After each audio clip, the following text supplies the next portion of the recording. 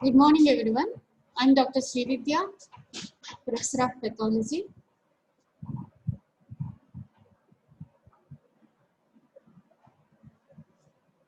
Today, I'm going to teach regarding peripheral smear interpretation, staining protocols, and smearing protocols. In this class, I'll teach smearing protocols and staining procedures.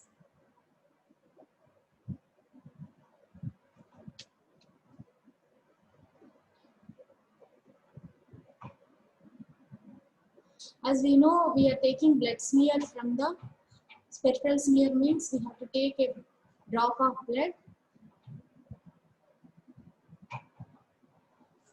and in modern medicine, there is a invention and advantage of fully automated analyzers. Hematological analyzers are there. These automatic analyzers will give accurate and complete data of parameters, hematological parameters like CBC in few minutes.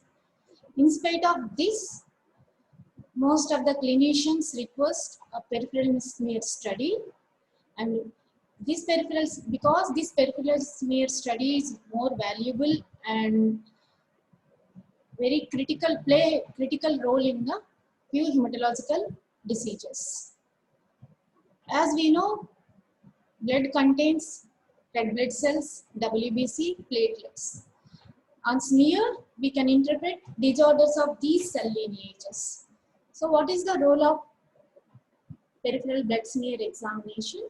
Is to evaluate RBC disorders, to evaluation of anemia, whether anemia is nutritional deficiency or hemolytic anemia or any acute blood loss or chronic blood loss. We can identify, depends upon by viewing the peripheral smear under microscopy. And next, if you take WBC lineage, there are two abnormalities these WBC, why important means we can see, we can interpret whether patient is suffering from the infections or any other inflammatory disorders. In few infections, these WBC count decreases, and most of the infections, WBC count increases. We call leukocytosis. If count is decreases, leukopenia. So while viewing the smear, we can confirm that hematological automatic analyzer report, and we can give the more morphological data on the smear to the clinician, whether is it infection or inflammatory disorder or patient suffering from any malignant conditions of WBC or leukemias, myeloproliferative disorders, lymphoproliferative disorders. Like that, we can give diagnosis in the smear. And if you take platelets, next lineage is megakaryocytes. It gives on the peripheral smears, we can see as in platelets. So few parasitic infections and few inflammatory and infectious process and drug-induced thrombocytopenia we can see. In few anemias, there is thrombocytosis also appears in infections and few anemias. So while viewing the smear, we can interpret and we'll confirm that hematological automatic analyzer will give accurate results. Always it's a comparison. Any hematological data obtained from the hematology analyzer will give accurate data, and it should be confirmed by peripheral smear interpretation. And by viewing the peripheral smear, it's very important. So if you take intracellular parasite like malaria, we can see these malaria within the RBC. If you take microfilaria, we can see in the extracellular parasite. So how can we see? I'll explain you in next class. And we can see few anemias and after few systemic disorders, some inclusions like basophilic stippling, whole gel bodies, and cabotin. So we can interpret on peripheral smear all these disorders. So this is very critical to see the smear in few hematological conditions where we get requisition from the clinician. So today's class objectives are peripheral smear preparation and peripheral staining of the peripheral blood smear. Peripheral smear examination I'll teach you in next class.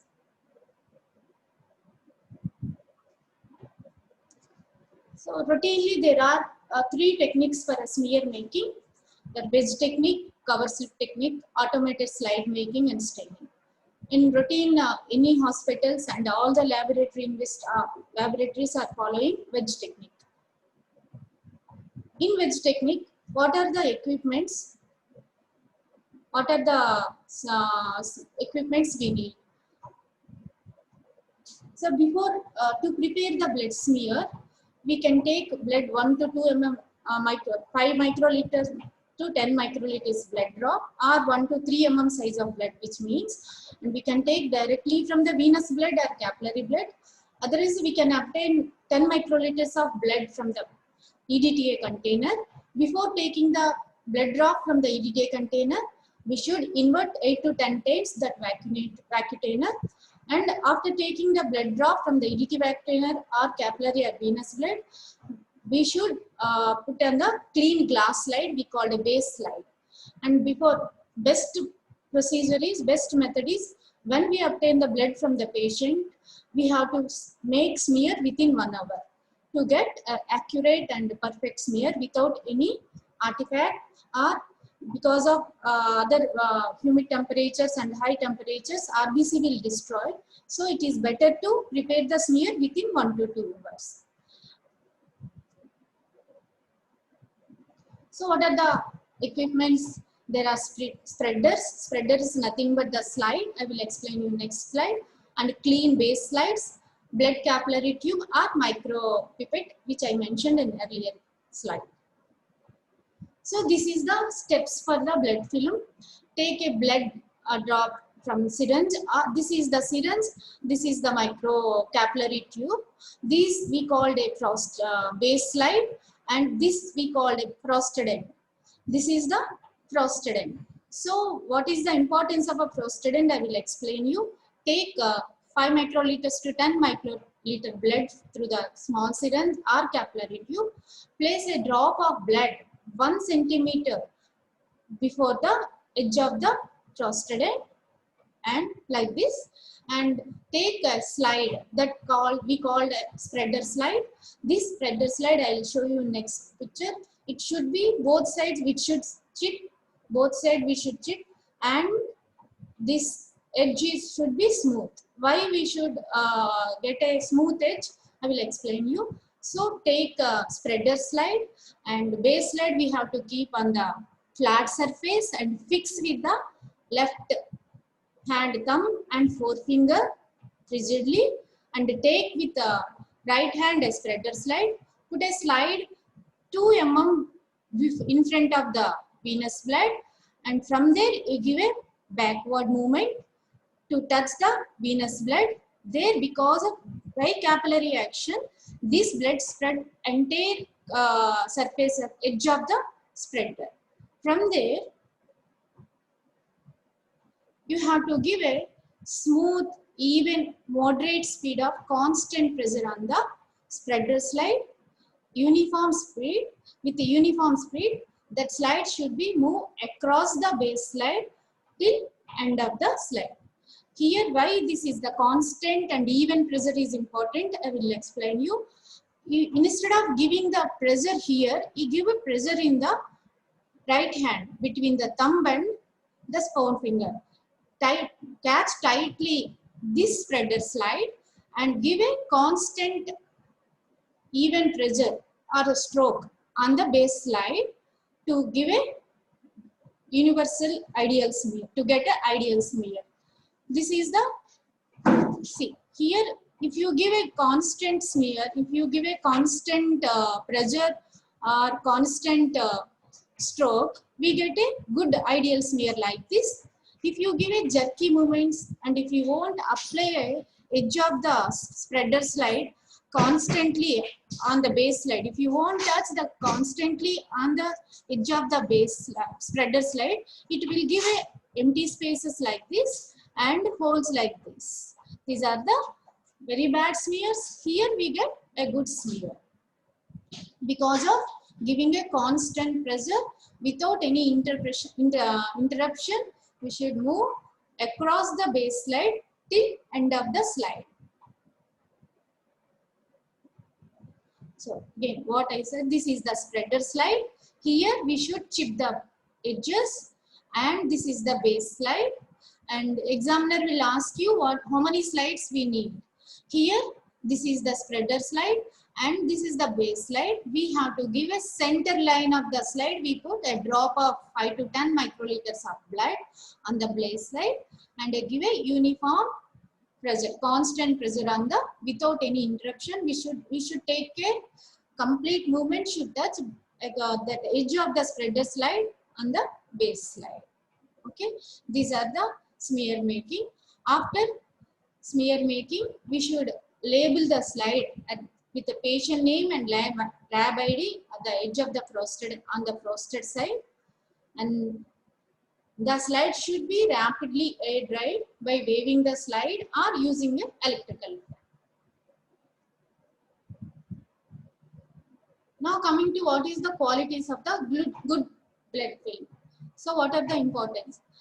Here, previously I showed you this smear should not cover the entire slide surface, and it should have smooth and even appearance without any holes and without any tile trails, and it should free from the waves and holes as I showed in the previous slide. It should not have an irregular tile called tail trails. These are the artifacts. So again, this is the after staining. If we get the ideal smear, we see like this picture like this. We can what are the parts of the smear and what is the shape of the smear. And examiner will ask you what is the ideal smear. First you mention it should be tongue shape. Second point, it should not occupy entire surface of the base slide. It should contain 3 parts: head, body and tail.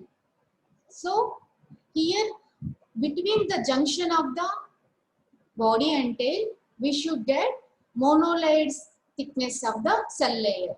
Means the cells should be spread far enough to be counted and differentiated. Understand why we needed this monolayered cell layer and why we can see only junction between the body and the tail? Means there we get, if you give it if we prepare a good smear, we get an ideal smear, and junction of these parts we get monolayered thickness. This monolayered thickness means, what is monolayered thickness? Cells, these here cells are spread far apart to be differentiated and counted. We can identify the easy cells and we can do easily differential count. How many polymorphs, how many lymphocytes.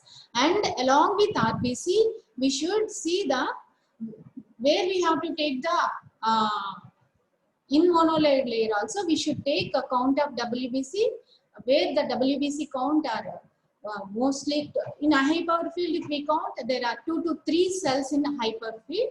So along with RBC, they should spread uniformly. That particular ideal space we have to select for differential count. Here mostly, if we are not using the proper smear technique, there are few problems will come while doing differential count. I will explain you that. As we discussed, it should be tongue shaped with a smooth tails without any cell trails. It should not cover entire surface of the slide. It should be thick. When we start the smear, it should be thick, and while going end of the base slide, it should be thin. This is the it should be gradual transition from the thick to thin layer to get monolayer layer. That is the ideal smear. At the head part, smear should be thick. At the tail part, smear should be thin. So, and smear, as I mentioned, smear should not contain any lines or holes.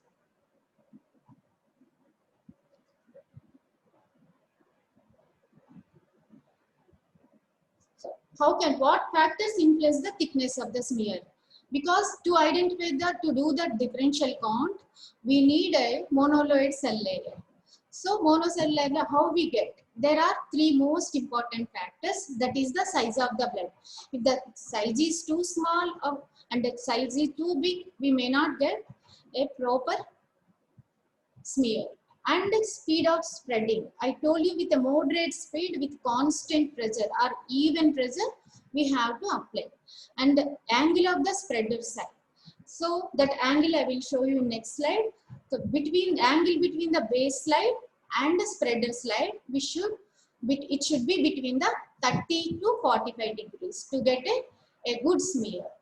This angle and size of the blood and speed of the spreading with a base spreader slide is very important to get a ideal smear. These three are important because once we know the adult hemoglobin is 11 to 14 grams, if the hemoglobin concentration or hematocrit is within normal range, we can use the angle between the base slide and spreader slide will be 30 to 45 degrees.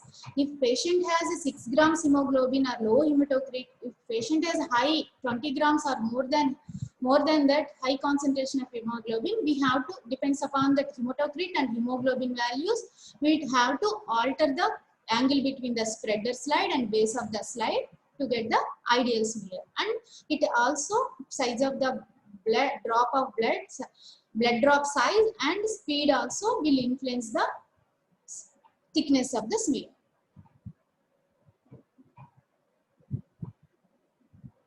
See, this is the, if patient have high hematocrit, before interpretation of peripheral smear, before order peripheral smear from the clinician, we should know what is the hematocrit value or hemoglobin concentration. Ideally, we have to use 30 to 45 degrees of angle. If the high hematocrit is there, we have to use the small angle. We should decrease the angle less than 30 degrees of the angle between the spreader slide and base slide. Okay, if we use the, we know if the hemoglobin concentration is low, we should use a larger angle. It's more than 30 degrees and above 40 degrees of angle we should keep with the hand and we spread the smear.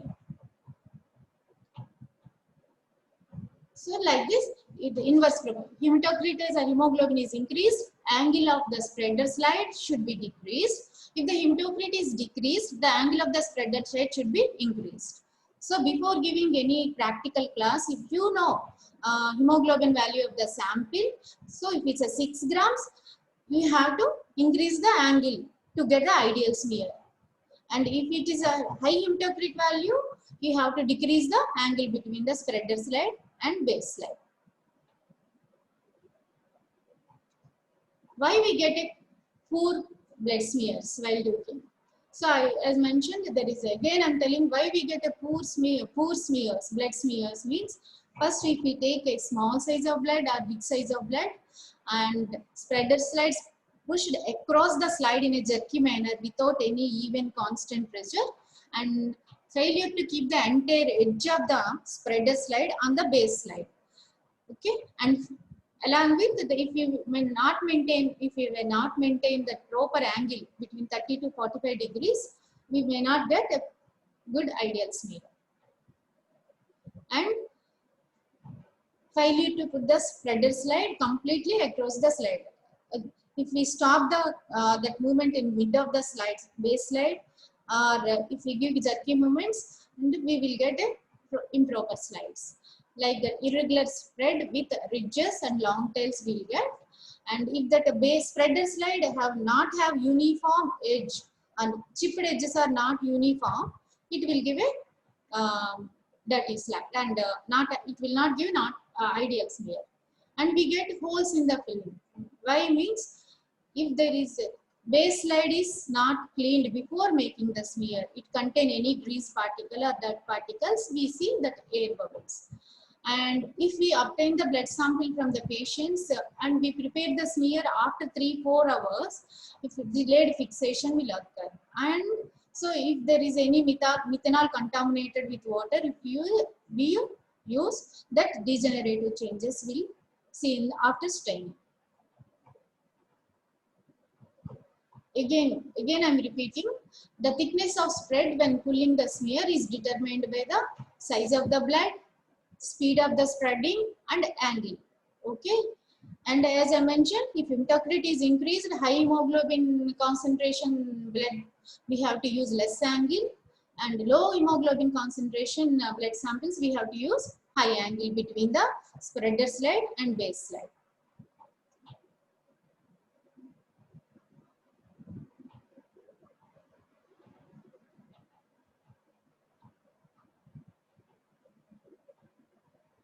Why we get thick blood film? How to get with a blood film? To identify the few parasites like malaria and microfilaria. So how to prepare this thick blood film means we have to take a large drop of blood in the center of the clean glass slide, spread it a circular area of 1.5 centimeter with the help of stick or end of another glass slide and dry it for a whole night or a few hours. If it is emergency case, for 1 hour we have to make it dry and then stain properly.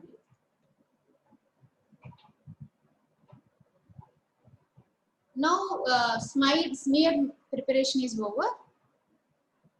So what are the stains we use routinely in smear making, smear preparation? We call a Ramanowski stains. Universally, we employed for all the peripheral blood staining Ramanowski stains, because what are the types they will ask you in examiner? What are the types of Ramanowski stains? What components present in the Ramanowski stains? First question answer, these are the Giemsa stain, Jenner stain, Wright stain, Leishman stain and Field stain. These 5 stains names you should remember. Along with that, Leishman stain is the routinely we use in our laboratory. And secondly, Giemsa stain. Here I am taking about class about Leishman stain. Okay, Leishman stain. What are the characters of Ramanowski stain? We should know first before going to staining procedures. So as I mentioned, universally employed Ramanowski for peripheral smears, we use Ramanowski stains. What are the components present in the Ramanowski stain means essential ingredients are methylene blue and eosin or azure. Okay, azure particles. These methylene blue and eosin have a different specific characters. If you take a methylene blue, it is a basic dye.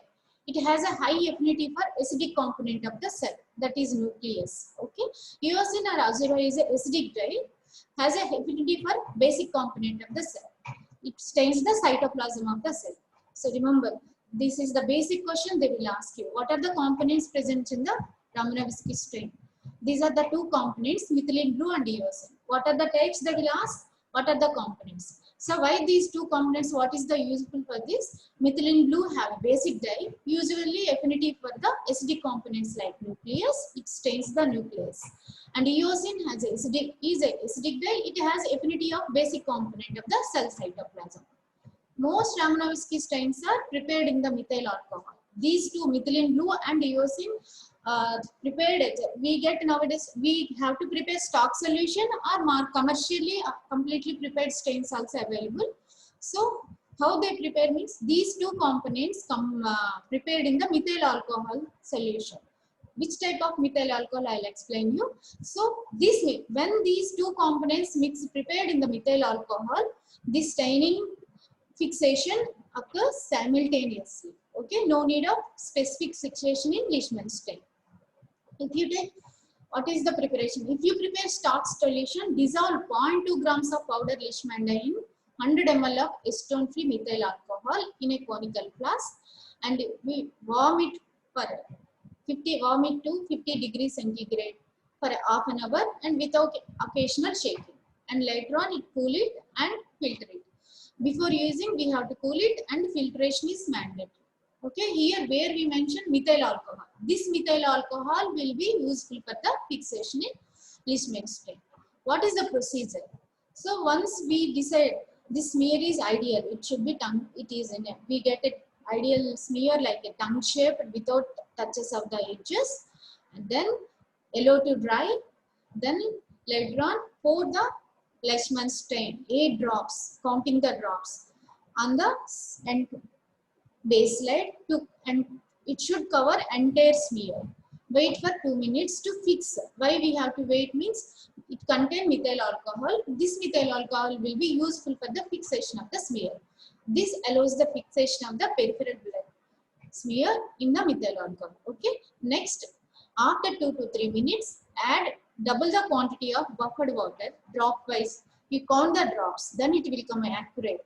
If you add the 8 drops of Leishman stain in first step, after 2-3 minutes, add a buffered water, pH buffered water of 16 drops, double the number of staining drops. So if you use the 8 drops of the Leishman stain, use 16 drops of buffered water. Buffered means it should contain pH of 6.8.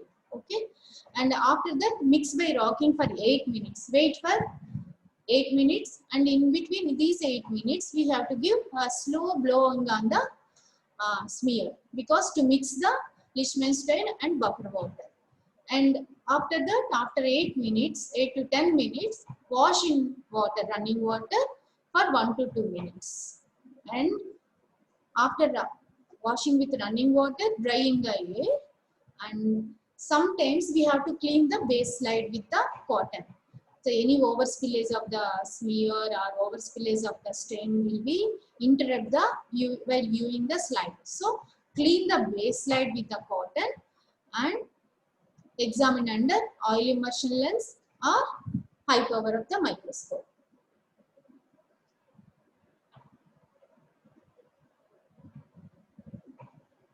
So again here important, they will give you Leishman stain and 2 base slides and 1 spreader slide. Okay, take at a time 2 to 3 smears while doing, because in examination practical, which is the best smear after doing, you can see and take the slide, pick that slide, particular slide, and put for the staining.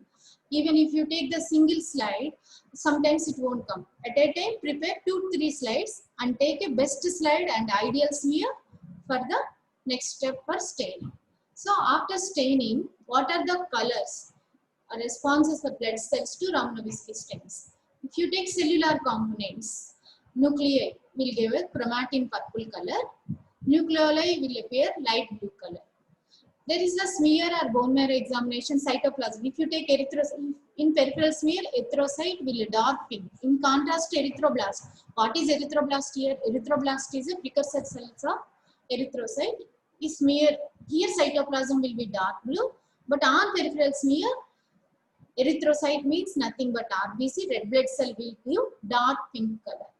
If in the smear reticulocyte reticulocytes are there, it will appear gray blue color.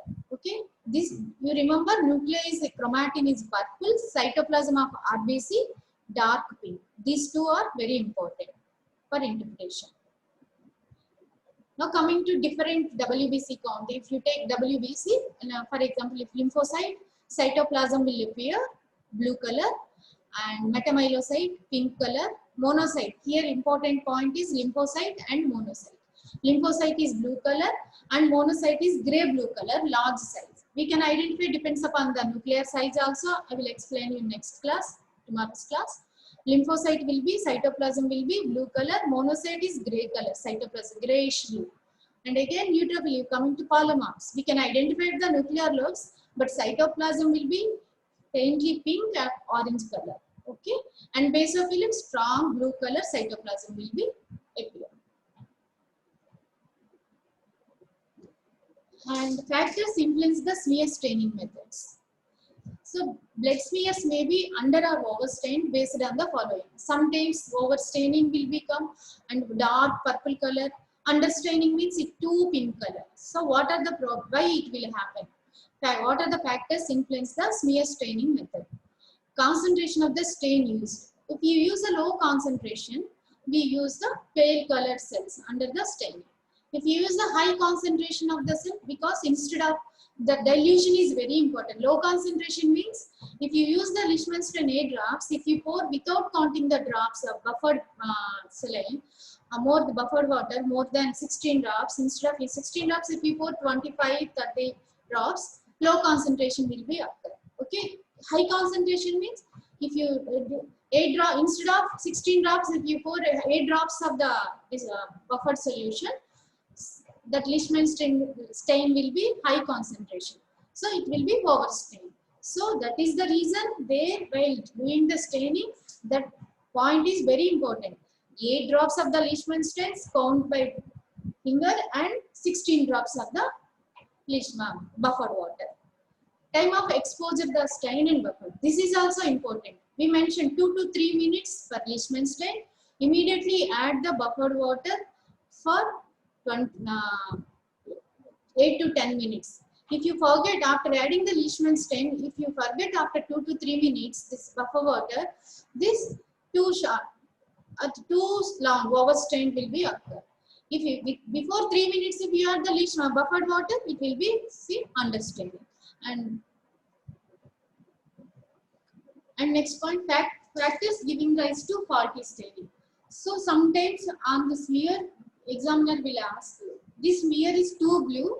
Why this is the too blue? Instead of pink color, why it is too blue? So there, as we discussed, Leishman stain contain methylene blue and eosin.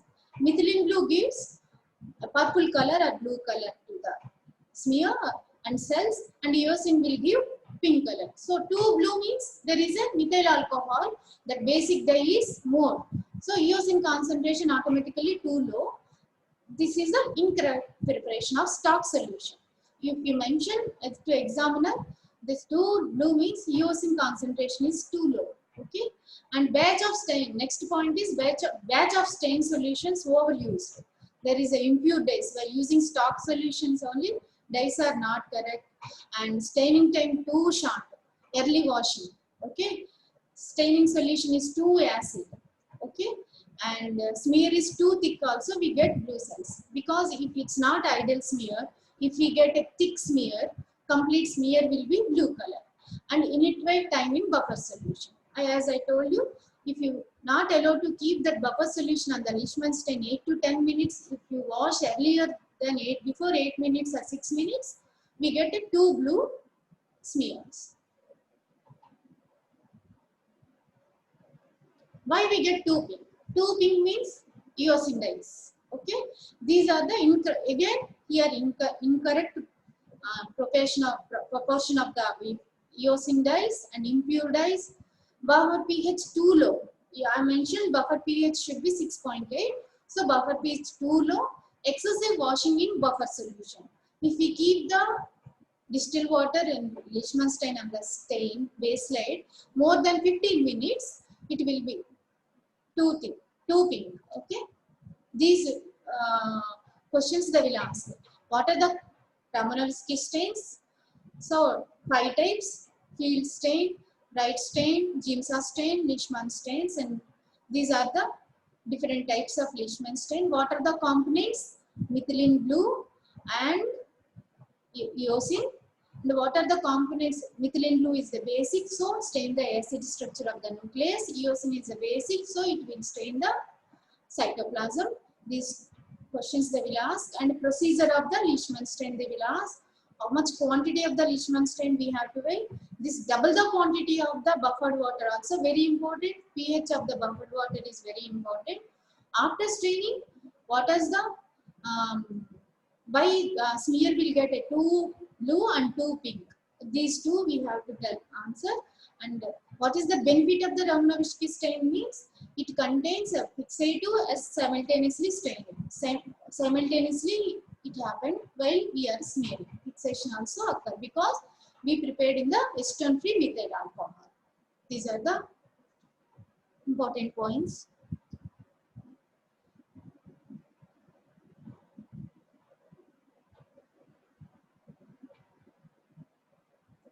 So why pale staining? Again, countries there is a old stains, and all these points you have to mention to examiner. So these are the while doing smears. Another picture here I am showing to understand in better way. See, these are we called as cell trails. These are the cell trails. If it's a slide is not correct and properly good and spread with the spreader sail, if we are not moving a constant even pressure on the base slide, we get these cell trails. We called cell trails. These are, if we move the spreader slide on the base slide with a jerky manner, we get like this. Or if we are not touching the spreader slide continuously on the base slide, we get smears like this. And speed, if we use the rapid speed, okay, we get smears like this. Very short and thick smears. There is no area of junction between the body and tail. The ideal smear advantage is we should get monolayered area to see the under microscope. So here we may not, definitely we will not get any monolayered thickness, because if you apply the very high speed, we get a thick smears. This is very too thin smear because we apply very slow and low pressure. We apply the slow speed, and on the base slide we get very too thin smears, entire smear. And here we can see holes. If you are not clean the slide, that grease will cause these holes in the smear. And here also another part, we are not entirely not giving even pressure on the spreader with the left thumb and with the right thumb and forefinger. This is also another faulty technique. So after staining, these are the blood films. This is the called prostadent. We labeled here name and ID number.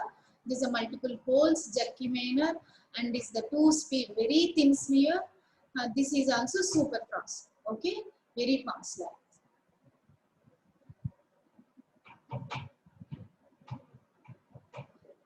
If we take the proper smearing with the what till now we discussed how we get a peripheral smear with the few techniques. If you do smear like this and stain properly, we should get this type of area.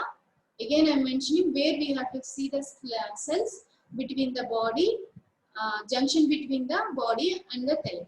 So these are the single cell thickness and uniformly spaced far apart to be counted and differentiated. We can count easily how many RBC are there, and it should intermixed with WBC. We have to select where RBC and WBC appear. That particular slide only site only we have to select to see the DC and to identify the cells. So if you go this area, what is here? Area is too thin to examine the slide. Why we get a too thin slides? Again, I am telling you, we are not giving a proper pressure on the spreader slide and too fast movement till end of the base slide. We get thin slides. Here there is no WBC to see the smear, to see the by under microscope. So this is also faulty technique. This is entire smear will appear a thick area because this is too thick area. Entire smear will be like this. If you use a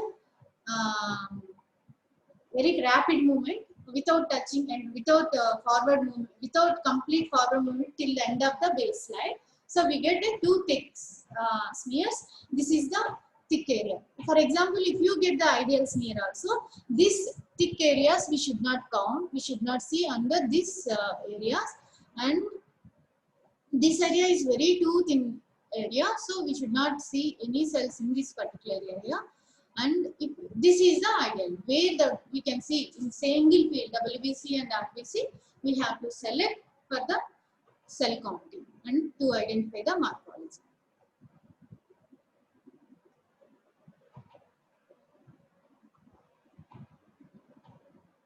So after staining, yellow to dry and macroscopic view, quality of the smear, any abnormal particles present we have to see while seeing under the transparent tube light. Then we have to analyze under microscope. First with the 10x.